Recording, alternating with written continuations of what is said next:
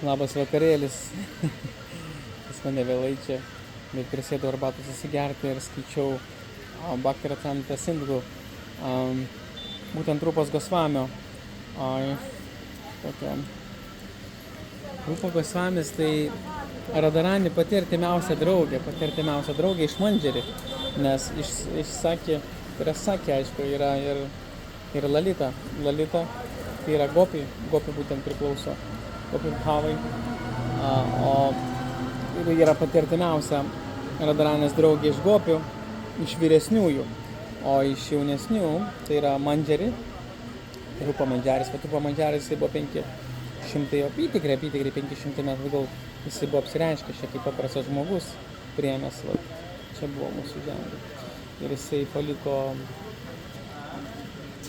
labai daug, jis knygas rašė, buvo poetas, labai ypatingas asmenybė, tai faktiškai. Ir jisai skaičiau dabar jo kaip tik vieną, jisai, Bhakti Rasamrita Sindhu viena yra knyga, faktiškai apie Bhakti, labai ypatinga.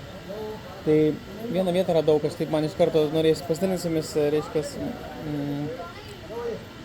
užkliuvo tas momentas, kad sako, ko jūs norit gauti, netgi materialaus, jūs turit šitą, reiškia, paaukoti Dievui. Tai taip, man iš karto surezonavo, daug žmonės kažkaip trokšta, turi įvairiausių troškimų, norų, bet faktiškai Rūpa Gosvami sako, jis taip paslaptingai atskleidžia tokią, mums duoda tokią paslaptį, sako, ko jūs norit gauti patys, jūs paaukokite Krishnai, reiškia, Krishnai. Tai va, ir tada mes gausim. Aišku, Radharani tai Radharani yra meilės įsikūnijimas, tai mes čia turim santykį. Radharani mėgaujasi meilę, būtent myli Krishną, bet už visą visatų kūrimą, už naikinimą, už visą valdymą, reiškia, yra atsakingas yra Krishna, iš tikrųjų Krishna, bet jis, aišku, turi savo padėjėjus, yra jo brolis Balarama, jis toliau perleidžia Balaramai visą galę, paskui Balaramą jisai taip pat perleidžia Mahavišnu ir ten visa hierarchija, reiškia, bet esmė tokia, kad Krishna visgi. Jeigu jūs norit visokių čia materialių dalykų gerybių, tai galite kreiptis į Krishną. Bet, čia toks, aišku, bhaktas, jisai visą laiką trokšta meilės priėmos, jisai nori santykio, nori meilės, nori bendravimo, dėl to, faktiškai, nes, bhaktai įprastai, tai siekiama užveks meilės santykį, ryšį su Radharani, su Krishna, būtent mėgautis jų lylą ir toje lyloje dalyvauti patys. Ir būtent bhaktyje trokšta mėgautis būtent dvasiniais džiaugsmais, nematerialiais. Bet aišku, jeigu yra pas žmogų materialūs norai, materialūs troškimai ir jisai kažkaip jo tai neapleidžia, jo širdyje, ar ne, kažkaip jis negali to atsikratyti, galbūt jisai nori tai realizuoti, tai visgi yra būdai, priemonės, reiškia, kaip taip galima gauti lengviau. Suprantat, žmonės dirba, eina, vargsta, bet Krishna yra šeimininkas šito pasaulio, jis yra savininkas. Krishna, aišku, sunku patikėti, sunku kažkaip suprasti žmonėms, iš tikrųjų, jie taip gyvena barbariškai, tai dabar, ypatingai šiais laikais, jie galvoja, dirbsiu, arsiu, uždirbsiu kažką, čia turėsiu, pasidarysiu, bet būna kartais sutinki žmonės po 10 metų, jis teberė, vargsta ir galiausiai kol susensta viskas.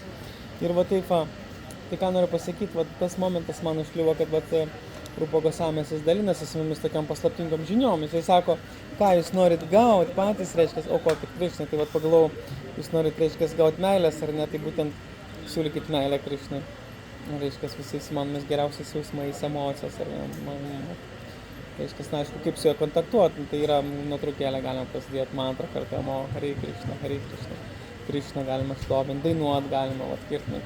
Reiškia, su meilė, kažkaip įdėtos meilės, ar ne, svarbiausia įdėti savo širdį.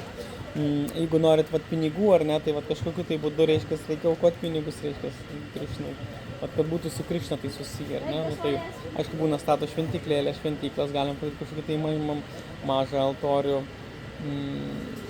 kažkaip tai leisti pinigus, pavyzdžiui, ar ne, maistą, kažkokį tai pirkti, aukoti jam.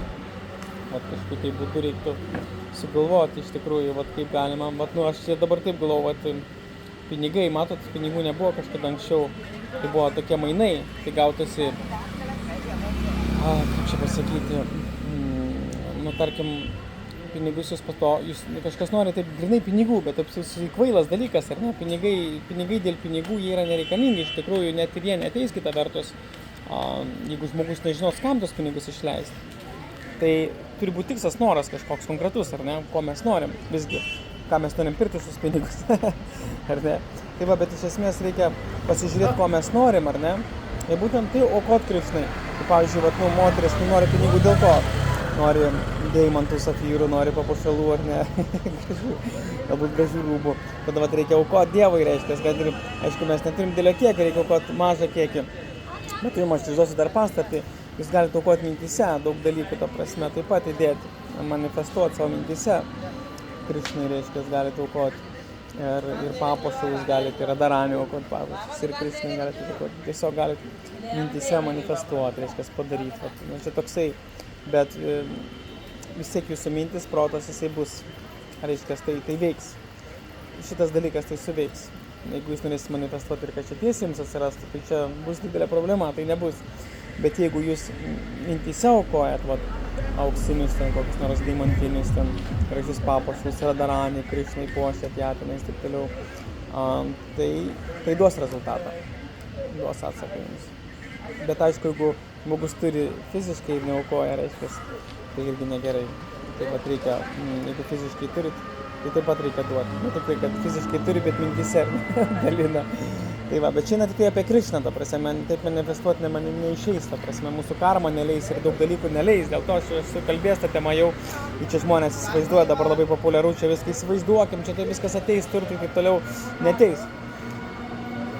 Tai veikia kažkuria prasme, bet tai tuo atveju, jeigu tai manifestuosit savo protę, jeigu protę sukursit tai ir paaukosit protę Krišnai, tada gausit kažkokį atsaką. Tai yra įmanoma. Bet kitu atveju, kad čia prisifantazuot, kad mano pilna piniginė pinigų neišeis. Bet kažkokiu tai būdu reikia, ką jūs norit patys gauti, čia esmė momentas, Rupa Gosamės jums sako, tą jūs aukokit Krišnai. Įsivaizduojat, Krišnai, Radaranį, čia atitinkamai, ta prasme. Kaip ten išeina, jūs aišku, jeigu jūs patenkinsit Radaranį kažkokiu tai būdu, tai Krišnai jisai dar labiau patenkintis, neįsivaizduojat.